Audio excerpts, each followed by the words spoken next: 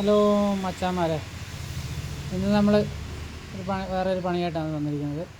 ഇന്ന് നമ്മളൊരു ചെറിയ വീടിൻ്റെ ഓടുണ്ടായിരുന്ന വീടാണ്. അത് പൊളിച്ചിട്ട് രണ്ട് സൈഡിലോട്ടും ചരിച്ച് ഷീറ്റ് ഇടുന്ന പരിപാടിയാണ് ചെയ്തിരിക്കുന്നത്. ഈ രീതിയിൽ ഷീറ്റ് ഇട്ടെടുക്കുന്നത് എങ്ങനെയാണെന്ന് നോക്കാം. അപ്പം സാധാ ഒരു വീടാണ്, അത് മൊത്തം ഓടാണ് ഉണ്ടായിരുന്നു. ഇതാണ് ഈ രീതിക്ക് ഉണ്ടായ വീടാണ്. അപ്പോൾ ഫ്രണ്ടിൽ ആസ്പെറ്റോസും ബാക്കി ഭാഗത്ത് ഓടും. അത് നമ്മൾ മൊത്തത്തിൽ പൊളിച്ചെടുത്തിട്ട് രണ്ട് സൈഡിലേക്കും ചരിച്ചിട്ട് ഷീറ്റാണ് അടിക്കുന്നത്. പിന്നെ മെയിൻ ഉദ്ദേശം എന്ന് പറഞ്ഞു കഴിഞ്ഞാൽ അങ്ങനെ വലിയ താമസമൊന്നുമില്ല, അത്യാവശ്യം നനയാതെ സെറ്റാകണം. പിന്നെ ചിലവ് കുറഞ്ഞ രീതിയിൽ റെഡിയാക്കി എടുക്കണം. പിന്നെ ഫുൾ ഭാഗം ഓടുണ്ടായിട്ടില്ല, അപ്പം മൊത്തം ഓടിടാൻ പോയി കഴിഞ്ഞാൽ ഓടിനി എക്സ്ട്രാ എത്തിക്കണ്ടേ.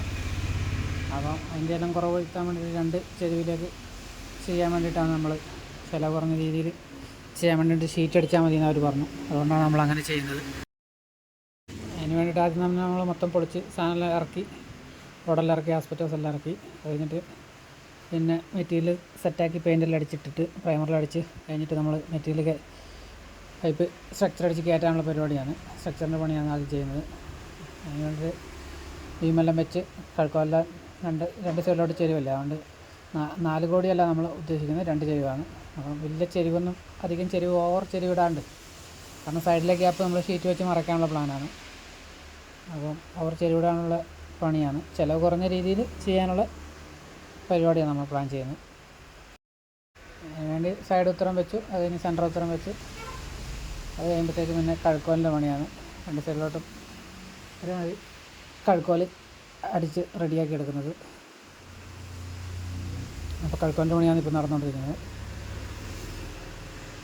കഴുക്കോലിൻ്റെ പണി കഴിഞ്ഞിട്ടാകുമ്പോൾ പിന്നെ പട്ടികയുടെ പർലിങ്ങെല്ലാം വെക്കാണ്ട്, പർലിങ്ങും പിന്നെ ഷീറ്റിടാനായതുകൊണ്ട് വലിയ പണിയില്ല, പടപട സ്പീഡ് ഉള്ള പരിപാടിയാണ്. കാരണം ഓടിടാകുമ്പോൾ പിന്നെ പട്ടികയെല്ലാം പർലിങ്ങെല്ലാം അടുപ്പിച്ച് കാണില്ല, അതൊന്നും വേണ്ട.